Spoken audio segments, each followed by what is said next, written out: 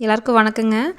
பார்த்தீங்கன்னா, நம்ம தோட்டத்துல இருக்கிற கோழிக்கு, இந்த பறவைகளுக்கெல்லாம் வந்து நம்ம ஃபீடர் வச்சுருக்கோங்க. ஆட்டோமேட்டிக் ஃபீடர் அரிசி போட்டு வச்சிட்டிங்கன்னா, ஒரு 10 நாளைக்கு முய நம்ம போட்டுக்கலாங்க. அந்த மாரி நம்ம வீட்ல வளர்த்திட்டு இருக்கிற மீனுக்கு ஏதாச்சும் ஃபீடர் கிடச்சா பரவாயில்லையே! 1 மாதம் லீவுக்கு முன்னாடி பார்த்தேன்னு வச்சுக்கோங்களேன், 1 மாதம் லீவ்ல ஊருக்கு போயிட்டோம்னா, நம்ம வீட்ல இருக்கிற மனுஷன் அவிங்க வயித்துக்கு ஒழுங்கா சோறு திணிக்க மாட்டாங்க. அப்படி இருக்கிறப்ப இந்த மீனையவா நெனச்சுக்கிட்டு ஒழுங்கா அரிசி அரிசிய போட போறாங்க. சரி ஃபிஷ் ஃபுட் போட போகிறாங்க அப்படின்னு நான் பார்த்து அமேசானில் பார்த்து ஏதோ என் கண்ணுக்கு தட்டுப்பட்டது இந்த அமேசான் ஃபீடருங்க. இந்த ஃபிஷ் ஃபீடருங்க அமேசானில். உண்மையை சொல்லப்போனால் 1 மாதத்துக்கு அப்புறம் போடுறேனுங்க. நல்லா இருக்குதுங்க. அந்த 1 மாதத்துல நான் கூட வந்து ஊரில் என் புள்ள குட்டிகளுக்கெல்லாம் வேலைக்கு சோறு ஓடலைங்க. காத்தால சோறு மத்தியானத்துக்கும், மத்தியானம் சோறு நைட்டுக்கும் போட்டுட்ருந்தேன்.